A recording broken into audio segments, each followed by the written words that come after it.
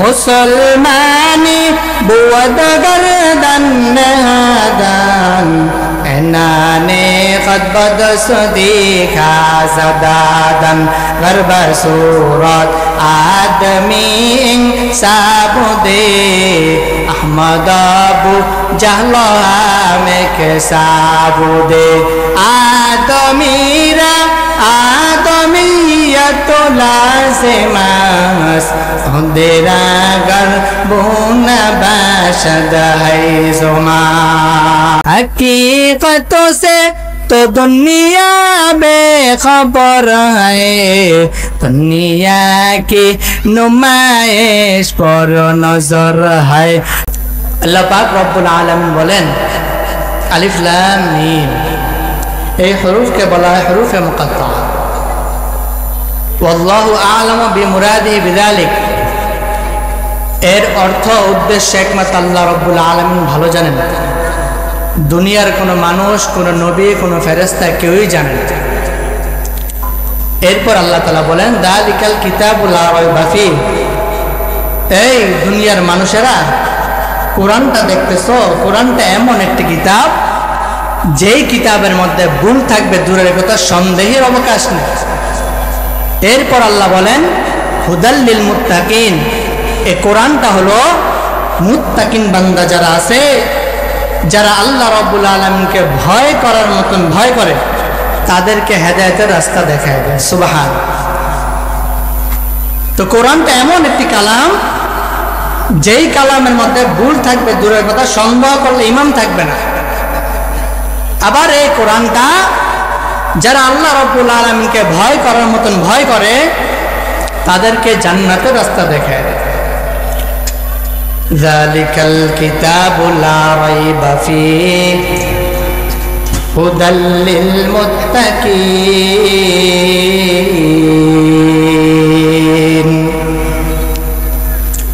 আল্লাহ পাক রব্বুল আলামিন বলেন কোরআনটা এমন দামি কালাম যেই কালামের মধ্যে ভুল থাকবে দূরের কথা সন্দেহের অবকাশ নাই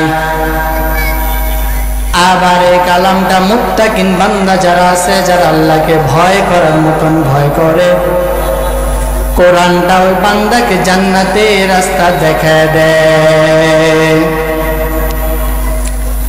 দুনিয়ার মধ্যে অনেক বেঈমান নাফরমান অনেক নাস্তিক মুরতাদরা আছে যারা আল্লাহর কালামের ভুল ধরতে গিয়েছিল চেয়েছিল আজও পর্যন্ত কিয়ামত পর্যন্ত কোরআনে ভুল ধরতে কেউ পারবে না বরঞ্চ যে বেঈমানেরা নাফরমানেরা আল্লাহর কালামের ভুল ধরতে চেয়েছিল তারা আল্লাহর কালামের ভুল ধরতে পারে নাই বরঞ্চ মুসলমানের কালিমা পড়ে মুসলমান হয়ে গেছে মুসলমানি বুয়াদ গর্দান নাদান এনানে কদ বদস দেখা সদাদন গর্ব सूरत आदमी साबुदे अहमद अबू जहला में के साबुदे आदमीरा आदमियत लाज़िमस खुदेरा गर्बुन बाशद है जुमा দুনিয়ার মধ্যে অনেক কিতাব আছে অনেক বই পুস্তক আছে সব কিতাবের মধ্যে ভুল থাকবে এটাই স্বাভাবিক কিন্তু আমার আল্লাহর কালামের মধ্যে ভুল থাকবে দূরের কথা সন্দেহের অবকাশ নাই এই দামি কালামটা আমার আপনার মায়ের নবী রাহমাতুল লিল আলামিনের উপর নাযিল হয়েছে কেমন মায়ের নবী আমার বেঈমানরা আমার নবীকে এত কষ্ট দিয়েছে তাইফের ময়দানে আমার নবীর শরীর মুবারক থেকে রক্ত ঝরাইছে যুবকদের লেলিয়ে দিল মুহাম্মদকে যেখানে দেখবা সেইখানে মুহাম্মদকে যেখানে দেখবা সেইখানে পাথর মারবা যুবকেরা মায়ের নবীকে যেইখানে দেখে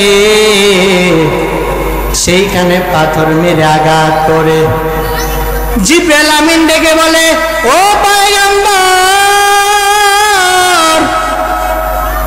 আপনি শুধু জবান দিয়ে উচ্চারণ করেন, আমি জিবরাইল তায়েফবাসীকে ধ্বংস করে দিব। মায়ার নবী ডাক দিয়া বলেন, না, আমি নবী রহমত স্বরূপ জমিনের মধ্যে আসছি।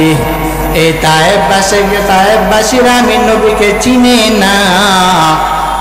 হতে পারে আমার সাহাবায়ে কেরাম অথবা আমার উম্মতদের মধ্যে থেকে তারা ঈমান আনবে, অতএব তায়েফবাসীকে ধ্বংস করা যাবে না। কেমন মায়ের নবী আমার,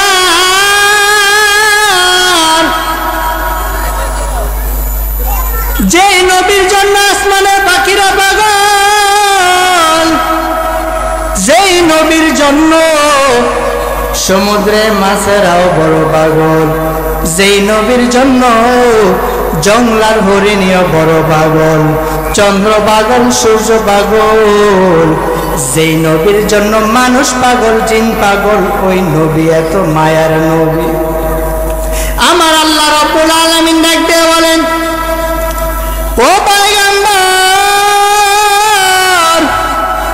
ঈসা নবী আমি আল্লাহকে বড় ভালোবাসে, মূসা নবী আমি আল্লাহকে বড় ভালোবাসে, ইয়াহইয়া নবী আমি আল্লাহকে বড় ভালোবাসে, দাউদ নবী আমি আল্লাহর বড় পাগল, সব নবীর আমি আল্লাহর বড় পাগল। আর আমার আল্লাহ বলেন, আমি আল্লাহ আমার বন্ধু মুহাম্মদুর রাসূলুল্লাহ সাল্লাল্লাহু আলাইহি ওয়াসাল্লাম, আমি আল্লাহ আমার বন্ধু মুহাম্মদের জন্য বড় পাগল। তুকু যাও সুন্নতে আহমদ, তুকু যা বা মুহাম্মদ कैबुआत निस्बतुरा कार शैता में गुनी नामत वाली भरवाली लानो दस्तै भरवाली हम सुरातु हम सिराते मुस्तफा धरता मामी हाले कुन इत्तिबाए सुन्नते खैरुल बशर गैर लाजिम ताबयाबी ऐतसार।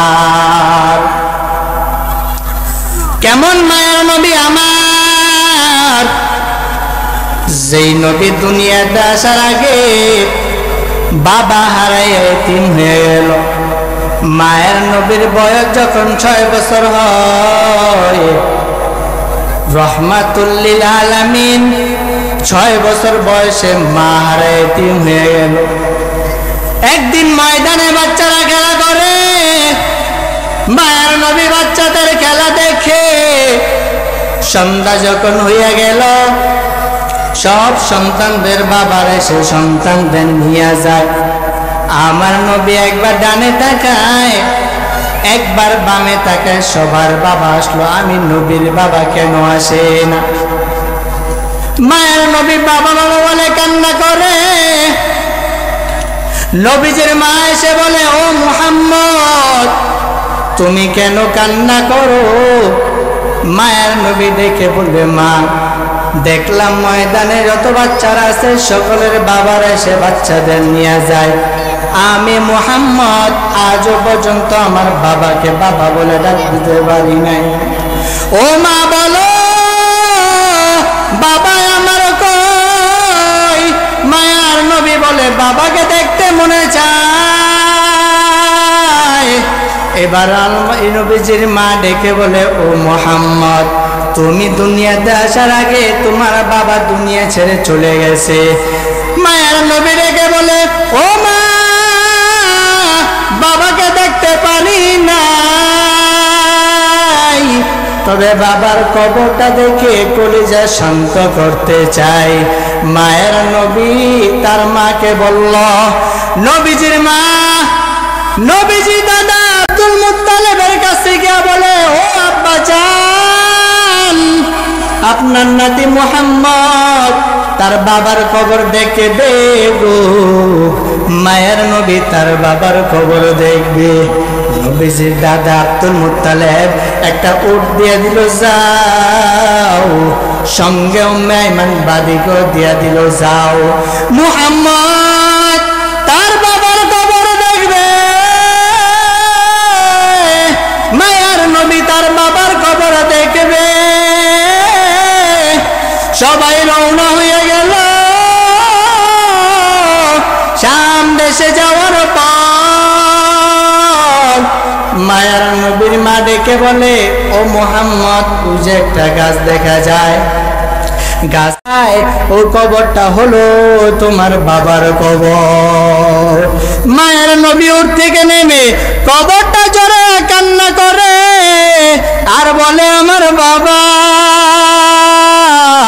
দুনিয়ার মানুষেরা বাবা বলে ডাক দিতে পারে, আমি মুহাম্মদ আজও বাবা বলে ডাকতে পারলাম না। কেমন মায়ের নবী, যেই নবী মা হারে বাবা হারে এতিম হয়ে গেল। মায়ের নবী জীবনে মা হারাইয়া বাবা হারে এতিম হওয়ার পরে তো কান্না করে নাই, যেই পরিমাণ নবী আপনার আমার জন্য কান্না করেছেন।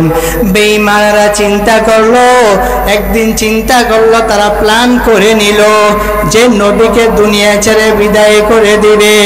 মায়ার নবীকে দুনিয়াতে রাখা যাবে না, নবীকে দুনিয়া ছেড়ে বিদায় করে দিবে। ঘরের চতুর্পাশে বেঈমানেরা হাজির হয়ে গেল। আমার আপনার মায়ার নবী আল্লাহর কাছে বলো, ও আল্লাহ, তাকে দেখেন বেঈমানেরা চিন্তা করেছে আমি নবীকে দুনিয়া ছেড়ে বিদায় করে দিবে, আমি নবীকে দুনিয়াতে রাখবে না। ঘরের চতুর্পাশে বেঈমানেরা ঘেরাও করে নিল। আমার আল্লাহ ডেকে বলে, ও মুহাম্মদ,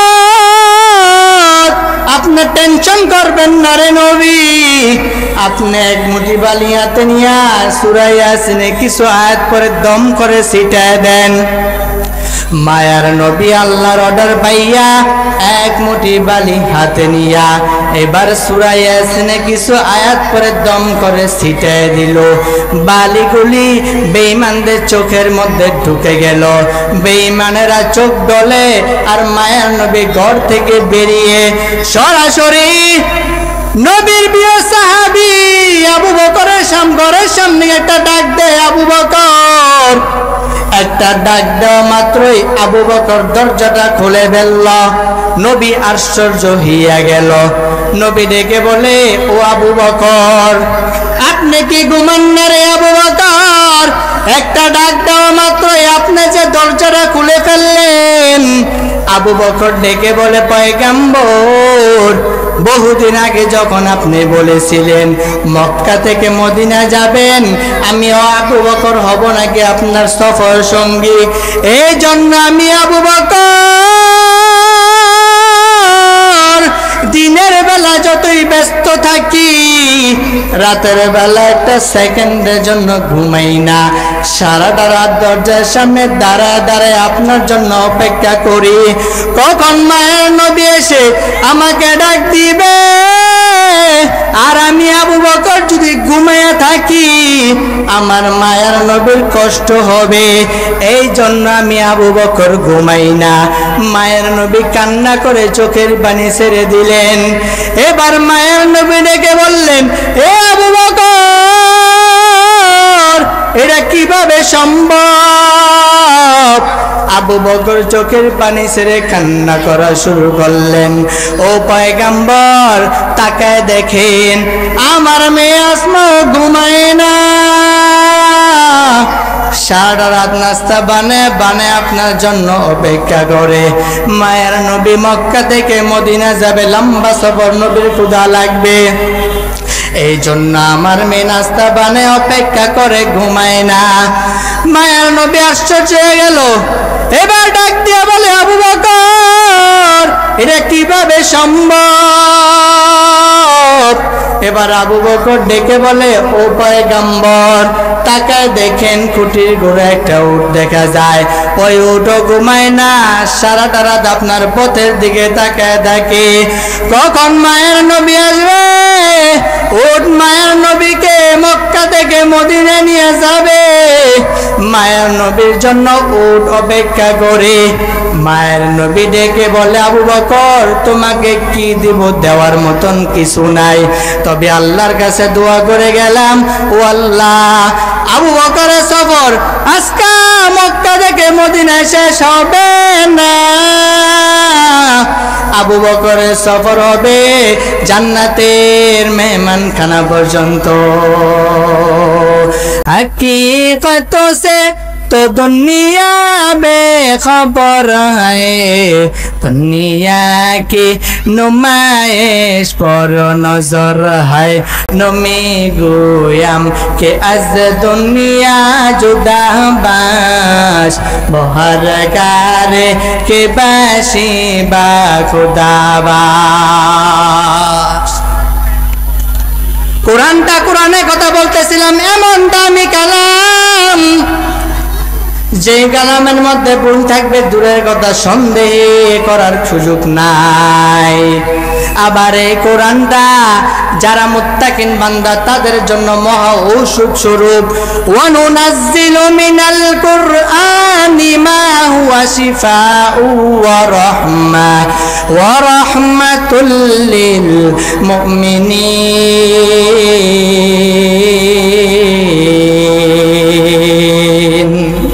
এই কোরআনটা মুত্তাকিন বান্দা যারা আছে তাদের জন্য মহা ঔষধ। কেমন মহা ঔষধ আপনার একটু খেয়াল করেন। ওমর রাদিয়াল্লাহু তাআলা জামানায় কাইসারে রোম নামক এক বাদশা, তার প্রচন্ড মাথা ব্যথা ছিল, সব সময় মাথা ব্যথা করত। কাইসারে রোম চিঠি লিখে পাঠালেন ওমর রাদিয়াল্লাহু তাআলার কাছে। চিঠি লিখে পাঠিয়ে বললেন, ও হযরত ভীষণ মাথা ব্যথা, বহু চিকিৎসা করাইছি, আজও পর্যন্ত মাথা ব্যথা ভালো করতে পারি নাই। ওমর রাদিয়াল্লাহু তাআলা চিঠিটা বললেন, চিঠিটা পড়ে এবার একটা কালো টুপি বানাইলেন। কালো টুপি বানাইয়া টুপির ভিতর একটা কাগজের মধ্যে আল্লাহর কালাম বিসমিল্লাহির রহমানির রহিম এই কালিমাটা লিখে সেলাই করে দিলেন। যাও কাইসার রোমের নিকট যাও, এই টুপিটা তাকে দাও। কাইসারের রোমের নিকট যখন টুপিটা নিয়ে গেল, টুপিটা নিয়ে যাওয়ার পর কাইসারের রোম এবার যখন টুপিটা পাইল, টুপিটা পেয়ে মাথার মধ্যে পরিধান করলো। শতদিনের মাথা ব্যথা কাইসারের রোম যখন মাথায় পরিধান করলো, কাইসারের রোমের শতদিনের মাথা ব্যথা ভালো হইয়া গেছে। সুবহানাল্লাহ। কাইসারের রোম এবার যখন টুপিটা মাথা থেকে খুলে, আবার মাথা ব্যথা বেড়ে যায়। যখন টুপিটা মাথার মধ্যে পড়ে, আবার মাথা ব্যথা কেমন যেন কমে যায়। কাইসার রোম টুপির মধ্যে খুঁজতেছে কি এমন রহস্য রয়েছে। খুঁজতে খুঁজতে এক পর্যায়ে খুঁজে পাইল, তাকায় দেখে টুপির ভিতরে একটা কাগজ সেলাই করা, ওই কাগজের মধ্যে আল্লাহর কালাম লেখা। তখন তিনি বুঝতে পারলেন এই কালামের বরকতে আমার মাথা ব্যথা বুঝি ভালো হয়ে গেছে। তো কোরআনটা এমন এমন মহা ঔষধ। মুত্তাকিন বান্দা যারা আছে, যারা মুমিন ঈমান আনছে, বিশ্বাসে যদি এক গ্লাস পানির মধ্যে আপনি বিশ্বাস করে ইমাম সাহেব অথবা মুয়াজ্জিন সাহেব অথবা মাদ্রাসার মুহতামিম সাহেব উস্তাদ কোনো আলেমের কাছে গিয়ে সূরা ফাতিহা, উনি যদি সূরা ফাতিহা বা কিছু সূরা পড়ে ফু দেয়, আপনি যদি বিশ্বাসের সাথে এই পানি পান করেন, ইনশাআল্লাহ কোরআনের বরকতে আপনার মাথা ব্যথা হোক, যেই কোনো অসুস্থ হোক, আল্লাহ তাআলা ভালো করতে পারেন। তো কোরআন এত দাম। পৃথিবীর মধ্যে অনেক কিতাব আছে, ইতিহাস, ভূগোল, ইংরেজি অনেক কিতাব আছে। সব কিতাবের মধ্যে দেখবেন ভুল কিছু না কিছু আছে, কিন্তু আল্লাহর যে কালাম কোরআন শরীফ, এই কোরআন শরীফের মধ্যে ভুল থাকবে দূরের কথা, সন্দেহ যদি করেন যে ভুল আছে তো ঈমান থাকবে। এই জন্য কোরআন এটা এতটাই দামি। দেখেন এই কোরআন যার সাথে লাগে তার দাম বেড়ে যায়। কোরআন যদি একটা কম দামি রেহালের সাথে লাগে, রেহালের দাম বেড়ে গেল। কোরআনের সাথে লাগার কারণে এই রেহালটা যদি পায়ের মধ্যে লাগে অথবা নিচে পড়ে যায়, মানুষ এই রেহালটাকে সালাম করে।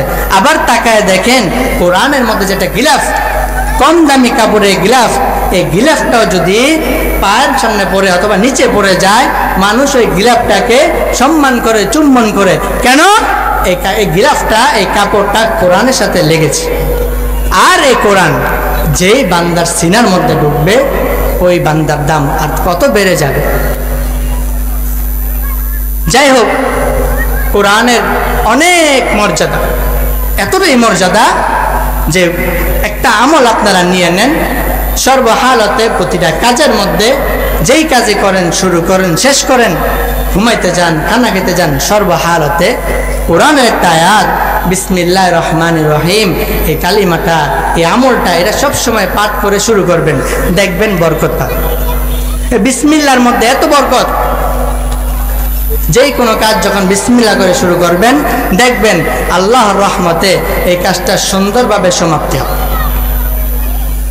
অতএব এই জিনিসটা শিক্ষা গ্রহণ করব যে কোরআন তো এর তো কোনো তুলনা নাই। তো একটা জিনিস আমরা শিখব, সেটা হলো সর্বহালতে বিসমিল্লাহির রহমানির রহিম এই কালিমাটা পাঠ করে প্রতিটা কাজ শুরু করবো। এই যে মসজিদে ঢুকি, সেখানেও বিসমিল্লাহ বলে ঢুকতে হবে। বের হওয়ার সময় জুতারা পরি, সেখানেও বিসমিল্লাহ পরে জুতারা পরিধান করতে হবে। গাড়ির মধ্যে উঠি, সেখানেও বিসমিল্লাহ পড়বেন। খানা খাওয়ার শুরুতে বিসমিল্লাহ বলবেন। প্রতিটা কাজের সময় যদি বিসমিল্লাহ বলতে পারেন, ইনশাআল্লাহ আপনি সাকসেসফুল হবেন ওই কাজে। কেননা এই কোরআনের আয়াতের বদৌলতে আল্লাহ তাআলা আপনাকে কাজটা সমাপ্তি করবেন। আল্লাহ পাক রব্বুল আলামিন আমাদেরকে কোরআন অনুযায়ী, কোরআনের কথা বুঝে এই যে যা কিছু বলা হলো এর উপর আমল করার তৌফিক দান করুন। বলেন আমিন।